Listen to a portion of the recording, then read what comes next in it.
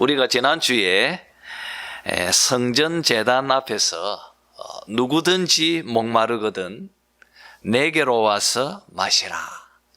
나를 믿는 자는 성경의 이름과 같이 그 배에서 생수의 강이 흘러나오리라.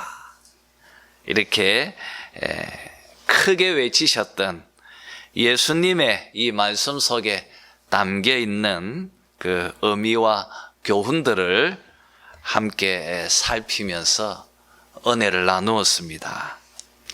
이제 오늘은 이렇게 예수님의 말씀을 듣고 이스라엘 백성들 사이에서 펼쳐지는 이 반응들에 대해서 한번 살피고 은혜를 나누려고 합니다. 자, 먼저 요한은 예수님의 말씀에 압도되어지고 그리고 큰 감동을 받은 자들, 그들의 말을 먼저 40절에서 언급하고 있습니다. 이 사람들은 이 예수님의 말씀을 듣고 감동을 받아서 이 사람이 참으로 그 선지자라, 이 사람이 참으로 그 선지자라고 그렇게 말합니다. 여기서 이 그 선지자라고 하는 이 말은 우리가 이미 6장에서 예수님께서 오병이어의 표적을 보고 사람들이 예수님께 했던 말이었습니다. 그리고 그 구약에 담겨 있는 그 의미들을 또 그 배경들에 대해서 함께 나누었습니다. 저가 바로 그 선지자라. 이 신명기 18장에 있는 말씀처럼 하나님께서 모세와 같은 그 선지자를 세워주시겠다고 하셨던 그 예언의 말씀을 근거해서 지금 말하고 있는 것입니다. 하나님께서 보내어 주시려고 하셨던 바로 그 메시아, 그리스도, 구세주가 맞다. 그가 바로 그 선지자라고 지금 말하고 있습니다.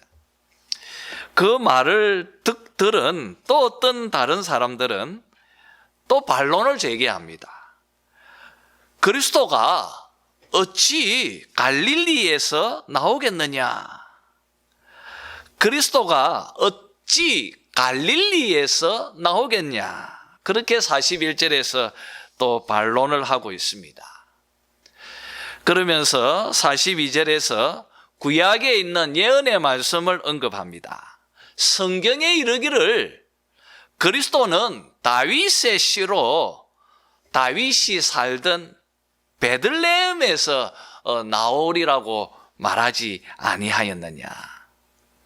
그런데 예수님은 갈릴리 출신이니까 예수님이 절대 구세주가 또 메시아가 될 수 없다. 이렇게 42절에서 말하고 있습니다. 43절을 보니까 예수님이 그리스도가 맞다, 또 아니다. 지금 무리 가운데에서 서로 쟁론이 되었다고 본문은 말하고 있습니다. 여러분, 한번 생각해 보십시오. 우리는 여기서 엄청난 아이러니를 보게 되어집니다. 참 모순됩니다. 이들은 예수님의 혈통과 또 예수님의 출생지에 대해서 굉장히 피상적으로 알고 있습니다. 예수님이 진짜 다윗의 혈통을 쫓은 다윗의 자손이 맞다는 것을 이들은 확인하지 않고 있습니다. 또 예수님이 그 요셉이 이 로마의 황제의 명을 받아서 호적 조사를 하기 위해서 임신한 마리아를 데리고 자기의 본적지였던 베들레헴에 갔을 때, 그때 예수님께서 그 한 여관의 그 마구간에서 태어나셨다는 것을 이들은 모르고 있습니다. 그러나 여러분, 예수님은 엄밀하게 구약의 예언들을 정확하게 성취하셨고 또 이루셨다는 것을 이들은 모르고 있습니다. 그러면서 피상적으로 예수님이 갈릴리 출신이고 갈릴리에서 왔다는 것만으로 예수님은 절대 메시아일 수 없다고 지금 말하는 것입니다. 여러분, 여기에서 우리가 한 가지 정말 중요한 교훈이 있습니다. 한번 보십시오. 여기 성전 이 종교 지도자들 그리고 또 유대인들, 이들은 예수님이 그리스도 맞는지 아닌지 이것을 구분해내는 중요한 시금석으로 그들이 그리스도가 맞는가 아닌가, 메시아가 맞는가 아닌가, 이것을 구분해내는 중요한 기준으로 사용하고 있는 것이 구약 성경이라는 것입니다. 구약 성경, 이 예언의 말씀을 비추어서 저 사람이 구세주가 맞나 아니나 이것을 지금 가리고 있습니다. 여러분, 이것은 그들에게뿐 아니라 지금 우리들에게도 매우 중요한 그리스도를 구분해내는 시금석이고 또 기준이 된다는 것입니다. 여러분 한번 생각해 보십시오. 예수님께서 구약 성경의 그 연속성 위에서 예수님께서 구원의 사역을 행하지 아니하셨다면 어떻게 되어졌겠습니까? 그러면 그는 그저 그냥 평범한 한 청년일 뿐입니다. 그리고 또 그는 어떤 큰 가치를 위해서 자기 목숨을 바친 마치 부처와 같은 그런 뛰어난 성현이고 스승이다, 그렇게 말할 수밖에 없습니다. 예수님이 구약 성경에 그런 연속성을 지니지 못한다면 예수님은 메시아일 수도 없고 또 그의 죽음이, 그의 그 십자가의 죽음이 구약에서 예언하고 있는 그 대속의 죽음일 수 없다는 것입니다.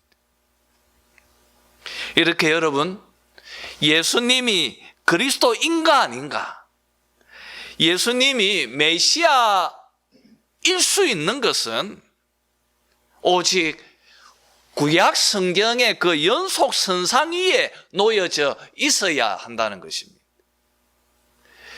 여러분, 이것은 너무너무 중요합니다. 하나님께서 이스라엘 백성들에게 이 구약 성경을 보존하게 하셨고, 그리고 그 책을 지금 우리들에게 주신 이유, 구약 성경을 하나님께서 우리에게 주신 목적, 그것은 바로 예수님이 바로 구약 성경에서 예언하고 있는 그 선지자, 그 메시아, 그 그리스도이다는 것을 우리에게 밝혀주기 위해서 이 책을 주셨다는 것입니다. 여러분, 이것이 구약 성경이 우리에게 주어진 이유이고 또 주어진 목적이라는 것을 알아야 하는 것입니다. 그러니 여러분, 우리가 구약 성경을 읽을 때 어떻게 읽어내야 되겠습니까? 우리는 구약 성경을 읽을 때 예수 그리스도의 중심으로 그 책을 또 읽어내어야 하는 것입니다. 여러분, 예수님은 이 땅에 계실 때 정말 엄밀한 것까지 완벽하게 구약의 모든 성경의 말씀들을 성취하셨고 또 이루셨다는 것을 우리가 알아야 합니다. 그래서 예수님이 십자가에서 돌아가실 때 내가 다 이루었다. 내가 다 이루었다. 무엇을 이루었다는 것입니까? 구약에서 예언하고 있는 그 모든 예언의 말씀들을 자신이 성취하고 이루셨다는 것입니다. 이렇게 여러분, 예수님이 구약 성경의 그 연속선상 위에 서 계신다는 것만으로 그분이 바로 메시아이고 또 우리의 구세주가 될 수 있다는 것을, 또 그것을 주님이 확정해 보여주셨다는 것을 우리가 깨달아야 하는 것입니다. 그런데 여러분, 이 유대인들은, 지금 이 논쟁하고 있는 이들은 그 얕은 예수님에 관한 지식으로 그저 예수님이 나사렛 갈릴리 지방에서 온 그 출신 하나만 가지고 그는 그리스도일 수 없다, 이렇게 지금 배척하고 있는 것을 봅니다. 여러분, 지금 이들이 가지고 있는 이런 잘못된 오류들은 지금 현대를 살아가는 우리들에게도 여전히 똑같이 일어나고 있다는 것을 우리가 알게 되어집니다. 여러분, 오늘날 현대사회는 예수님의 존재에 대해서 정말 다양한 이야기를 하고 있습니다.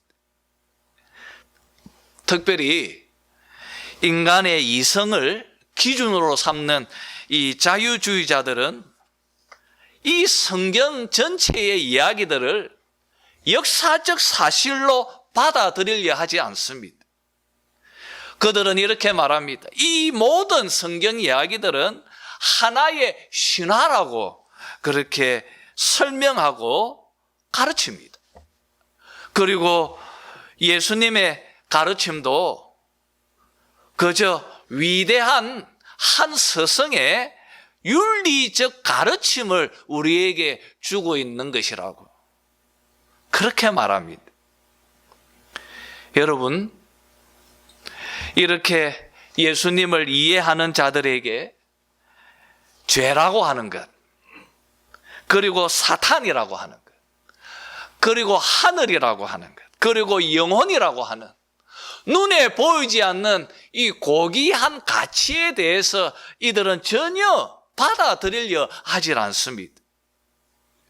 그래서 예수님이 우리를 죄와 사단과 그 죽음의 권세로부터 구원해 주시기 위해서 십자가에서 피를 흘려 죽으셨다고 하는 이 구속의 죽음, 이 대속의 사역에 대해서 이들은 전혀 가치를 두려고 하지 않습니다. 여러분은 어떻습니까?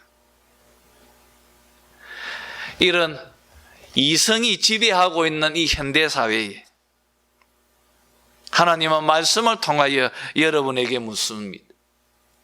지금 예수님 앞에 유대인들이 서로 예수님을 가지고 그리스도가 맞다 아니다를 가지고 서로 논쟁하고 쟁론하고 있는 이 말씀 앞에서 너희는 어떠냐? 너희는 지금 예수를 누구라 하느냐? 묻고 있습니다. 사랑하는 성도 여러분, 예수님을 메시아로 고백하고 있습니까? 예수님이 바로 구약 성경에서 예언했던 바로 그 선지자라는 것을 여러분은 지금 믿고 있습니까? 그분이 나의 죄를 구속하시기 위해서 십자가에서 나를 대신해 죽었다고 하는 이 사실을 여러분은 믿고 있습니까?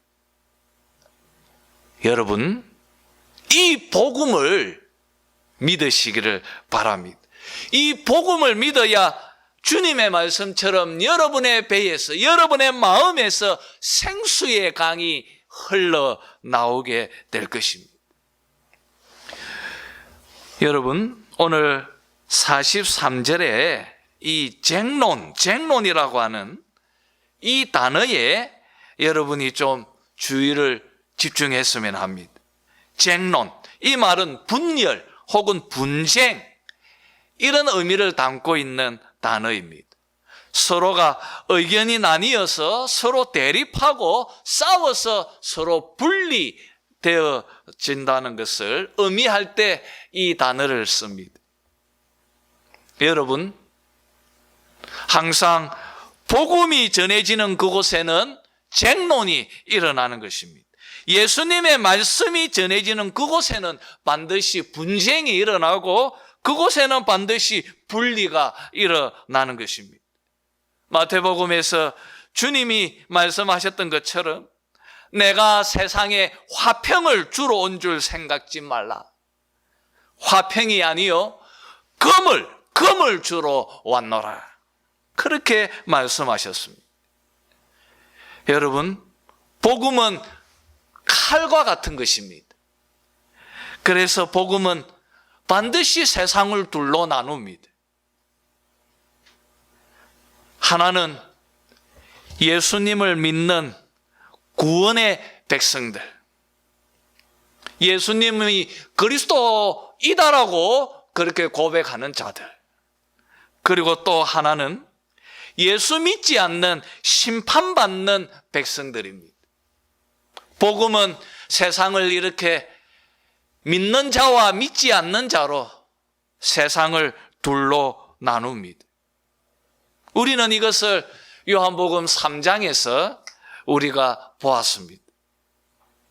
여러분, 세상은 두 가지의 길이 있습니다.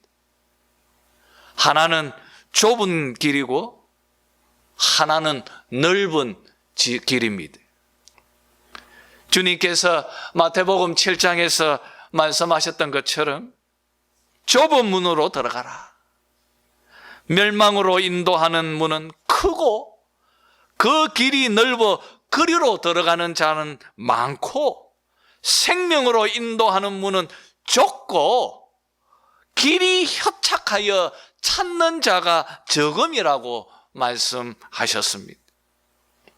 여러분, 예수를 믿고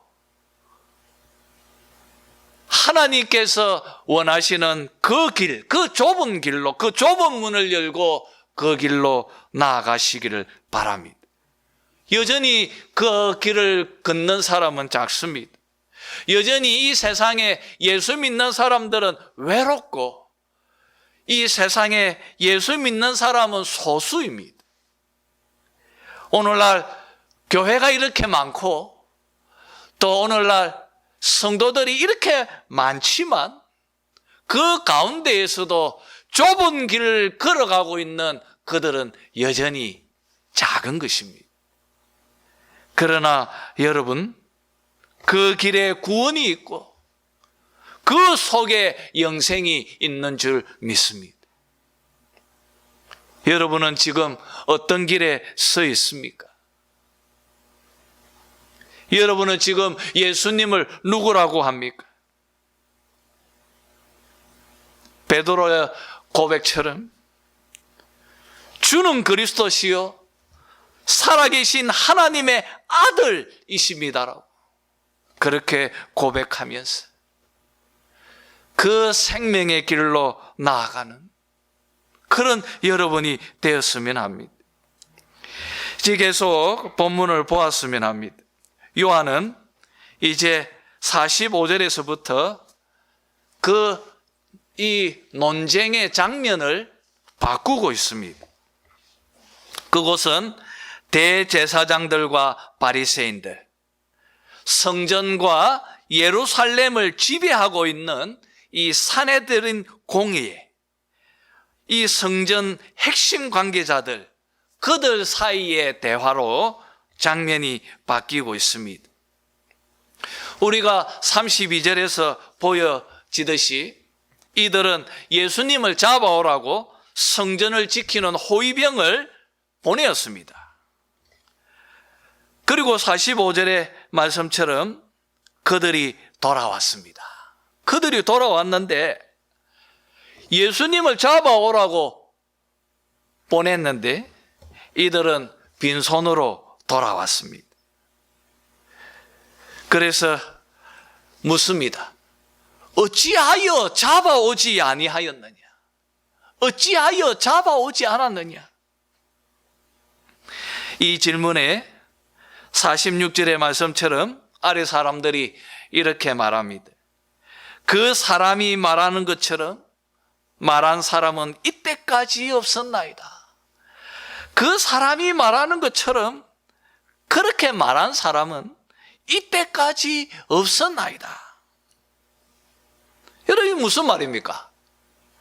우리가 예수님 잡으러 갔는데 가서 예수님의 말씀을 직접 들어보니까 그분의 말씀이 굉장히 권세가 있고 또 큰 확신을 갖고 있는, 마치 하나님으로부터 온 그런 분처럼 보여지더라.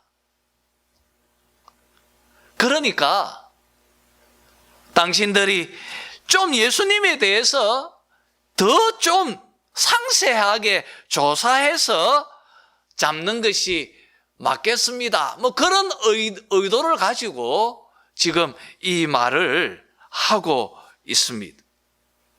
그러나 여러분, 이 성전 호위병들은 적극적으로 예수님의 설교 내용을 가지고 예수님을 옹호하는 것이 아니라 좀 소극적으로, 좀 우회적으로 그분의 가르치는 방식이나 혹은 청중들의 그런 분위기나 반응을 가지고 지금 자신들의 생각을 표하고 있습니다. 여러분, 한번 생각해 보십시오. 성전을 지키는 군병들, 이 호위병들은 모두가 다 레위 지파 사람들입니다. 레위 지파가 아니면 성전을 수종될 수 없습니다. 이들은 어렸을 때부터 제사장이 되기 위한 열심히 율법을 공부한 사람들일 것입니다. 이런 자기 울타리 안에 있는 사람들조차도 설득시키지 못할 정도로 이들이 예수님을 잡아 죽여야 하겠다고 하는 그들의 그 적개심에 대한 당위성이, 또 그 명분이 얼마나 빈약했는가를 오늘 말씀은 우리에게 잘 반증해 보여주고 있습니다. 결국 이 바리새인들은 화를 냅니다. 화를 냅니다. 너희도 미혹되었느냐? 너희도 미혹되었느냐? 너희들도 그 거짓 선지자의 그 말에 속아 넘어갔느냐? 지금 분노하며 바리새인들이 말하고 있습니다. 여러분, 참 아이러니합니다. 누가 거짓 선지자입니까? 여러분, 누가 하나님을 대적하는 자입니까? 누가 율법을 어기는 자입니까? 정말 역설적입니다. 정말 아이러니합니다. 이 말을 하던 바리새인들이 48절에서 이렇게 말합니다. 당국자들이나 바리새인 중에 그를 믿는 자가 있느냐? 당국자들이나 바리새인들 중에 그를 믿는 자가 있느냐? 무슨 말입니까? 없지 않느냐? 우리들 가운데 당국자들이나 바리새인들 중에 그를 믿는 자가 있느냐? 없지 않느냐? 우리들 가운데 아무도 예수님이 참 선지자라고 말하고 있지 않지 않느냐? 우리가 모두 다 예수를 거짓 선지자라고 그렇게 인정하고 있는데 왜 너희들은 도대체 무슨 권세로 이런 말을 하고 있느냐? 지금 그렇게 호통치는 것이죠. 여러분, 이러면서 49절에서 이들은 자신의 정체를 정확하게 밝히고 있습니다. 여러분, 49절을 보십시오. 율법을 알지 못하는 이 무리는 저주를 받은 자로다. 율법을 알지 못하는 이 무리는 저주를 받은 자로다. 여러분, 이 말 속에 이 말을 하고 있는 사람들의 그 마음이 읽혀지지 않습니까? 지금 이 사내들인 공의의 회원들, 이 성전의 이 책임자들, 그리고 유대교의 당국자들, 이들이 가지고 있는 그 자기 우월감, 그리고 또 성전의 절기를 지키기 위해서 모여든 그 이스라엘 백성들을 향한 그 멸시하고 또 하찮게 여기는 그들의 그런 사악한 마음, 그 교만함이 이 말 속에 잘 드러나고 있습니다. 이들은 마치 자기가 하나님의 자리에 앉아 있는 것처럼 그 많은 무리들을 지금 정죄하고 있습니다. 율법도 잘 알지 못하면서, 율법도 모르면서 어떻게 분별력 없이 예수에게 미혹될 수 있느냐? 결국 그들은 하나님의 저주를 받을 것이다. 이렇게 자기가 하나님인 것처럼 그 무리들을 정죄하고 있는 것을 봅니다. 여러분, 오늘 말씀은 굉장히 중요한 것을 우리에게 비춰줍니다. 이들은 입만 열면 율법을 논하고 있습니다. 끊임없이 율법을 이야기합니다. 그런데 실상 이들은 율법을 지키지 않습니다. 여러분, 이것이 바리새인들의 문제였고, 이것이 그 당시 유대교의 지도자들의 문제였습니다. 율법에서 하나님은 끊임없이 교만히 행하지 말라고 말씀하셨습니다. 겸손하라. 하나님은 마음이 가난한 자들, 낮은 마음을 가진 그런 자들을 사랑하신다고 율법은 끊임없이 가르쳤습니다. 그런데 이들은 눈에 보이는 율법적인 행위들, 눈에 보이는 그것에만 열심이었습니다. 정말 눈에 보이지 않는 중요한 내면의 규율들, 눈에 보이지 않는 정말 중요한 마음의 규정들, 이런 것들은 전혀 신경 쓰지 않았습니다. 예수가 안식일 날 병자를 고쳤네, 율법을 어겼다. 그저 그들에게는 그런 것들에만 관심이 있지, 예수님 마음속에 있는 하나님의 긍휼을 보지 못하고 자기 안에 낮은 마음, 겸손의 마음으로 이스라엘 백성들을 이끌어야 한다고 하는 하나님의 율법에 대해서는 전혀 관심이 없었어요. 여러분, 우리는 바리새인들의 이런 외식함이 마태복음을 통하여서 우리는 너무나 잘 알게 되어집니다. 여러분, 주님께서 그 시대 속에서 무엇을 위해서 싸우셨는지, 주님이 세우시려고 하셨던 그 하나님의 나라는 어떤 나라인지, 주님은 무엇을 위해 싸우시다가 십자가에서 죽으셨는지, 우리는 그것을 좀 확실히 보아야 합니다. 주님은 그 당시 외형적이고 행위 중심적이고 눈에 보이는 거기에만 모든 관심을 쏟는 그런 규율과 법규에 열중하는 유대교, 이런 종교에 싸우셨습니다. 하나님께서 원하시는 원래 율법의 의도는 그것이 아니다. 그것이 아니다.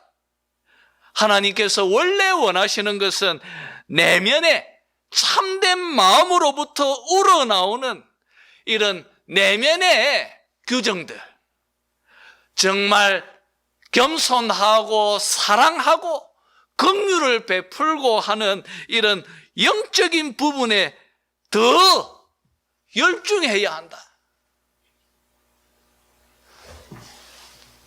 외형적인 유대교를 다시금 내면의 유대교로 바꾸어 놓으시려고 주님은 싸우신 것입니다.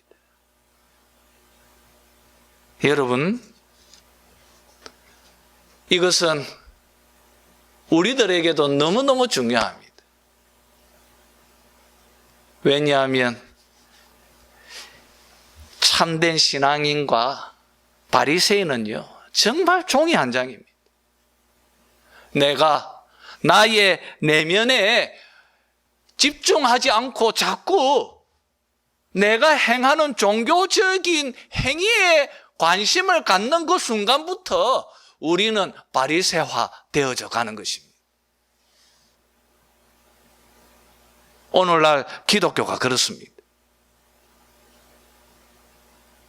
그러니까 여러분, 제가 이런 눈에 보이는 종교적인 규범에 대해서 저는 말 안 하려고 하지 않습니까? 그것이 제가 계속 공격당하는 많은 이유이기도 합니다. 하지만 여러분, 그것이 본질일 수 없습니다. 내가 눈에 보이는 종교적인 규범에 대해서 내가 얼마나 엄격하게 행하는가, 남들이 나를 어떻게 생각하는가, 중요치 않습니다. 그것보다 더 중요한 것은 여러분의 내면입니다. 여러분의 마음입니다. 하나님의 그 긍휼의 마음, 하나님의 그 낮은 마음. 여러분, 주님은 이것을 위해서 십자가를 지신 것입니다. 그리고 주님께서 죽으시고 부활하시고 승천하셔서 우리에게 성령을 보내어 주신 이유입니다. 우리 속에 성령께서 오시면 교만한 우리의 이 마음이 겸손케 되어질 것입니다. 우리 속에 성령께서 오시면 그 영이 나를 사로잡아서 나를 사랑의 사람으로 바꾸어 놓으실 것입니다. 이것을 가르치기 위해서 쓰여진 책이 요한복음입니다. 여러분, 이들은 그러질 못했습니다. 그러질 못했습니다. 그래서 이렇게 함부로 말하는 것입니다. 율법을 알지 못하는 이 무리는 저주를 받은 자로다. 여러분, 계속해서 본문을 보았으면 합니다. 이렇게 바른 율법을 지키지 않고 있는 이들 속에 한 사람이 등장합니다. 바로 3장에서 밤에 예수님을 몰래 찾아왔던 한 사람, 니고데모가 등장합니다. 이 사람은 3장에서 보았던 것처럼 산헤드린 공회원이었고 바리새인이었습니다. 이 니고데모는 정말 조심스럽게 반론을 제기합니다. 51절이죠. 이렇게 말합니다. 우리 율법은 사람의 말을 듣고 그 행한 것을 알기 전에 심판하느냐. 니고데모가 말합니다. 여러분 무슨 말입니까? 왜 정식 재판을 열지 않느냐? 정식 재판을 열어서 그 사람을 물어보고 우리가 생각하고 있는 그 제목이 확실한지 않는지 정확하게 짚어 따져야 하지 않느냐? 재판을 열어야지. 왜? 율법의 가르침대로 그 과정을 거쳐서 결론을 지어야지. 왜 너희들은 율법의 절차를 무시하고 그저 그냥 잡아다가 죽이려고만 하느냐? 이것이 율법에 맞는 것이냐? 지금 니고데모가 말하고 있습니다. 여러분, 지금 뭘 고발하고자 하는 것입니까? 요한은 왜 이 말을 여기에 언급하고 있습니까? 이들은 내면에 보이지 않는 율법도 안 지킬 뿐 아니라 명확하게 보여지는 율법의 절차조차도 지키지 않고 그저 자기 마음대로 행하려고 하는 자들이라고 지금 말씀은 우리에게 폭로하고 있습니다. 율법을 지키지 않습니다. 절차도 지키질 않습니다. 이렇게 지적하는 니고데모를 향하여서 52절에서 너도 갈릴리에서 왔느냐?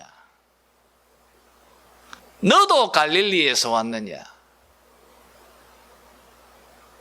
끊임없이 비하하고 조롱하는 표현입니다. 갈릴리, 나사렛. 이들은 예루살렘에서 정말 종교의 심장부라 할 수 있는 그곳에서 그 우울감에 사로잡혀서 저 변방에 있는 저 갈릴리 그 출신이라고. 또 니고데모는 그렇지도 않는데도 자기들이 알면서도 조롱하면서 이 말을 하면서 오늘 본문은 끝마치고 있습니다. 여러분, 이제 말씀을 맺도록 하겠습니다. 우리는 이 말씀 속에서 예수님이 누구인지, 그들 속에서 주어지는 많은 언쟁들과 그리고 그 속에서의 갈등들을 우리가 보게 되어집니다. 이 속에서 우리가 마음속에 중요한 교훈으로 받아야 하는 것은 나는 예수를 누구라 하는지, 그리고 수많은 예수에 관한 이야기들 가운데에서도 흔들림 없이 오직 성경이 가르치고 있는 바로 그 예수, 그 계시 의존적인 그런 삶을 살아가는 말씀 위에 서는 그런 믿음의 사람. 요한복음에서 우리에게 요구하는 바로 그 믿음의 사람. 종교개혁자들이 그렇게 외쳤던 슬로건처럼 오직 성경, 오직 믿음. 이 고백 속에서 여러분이 살아가는 그런 하나님의 백성들이 다 되시기를 주님의 이름으로 축원합니다.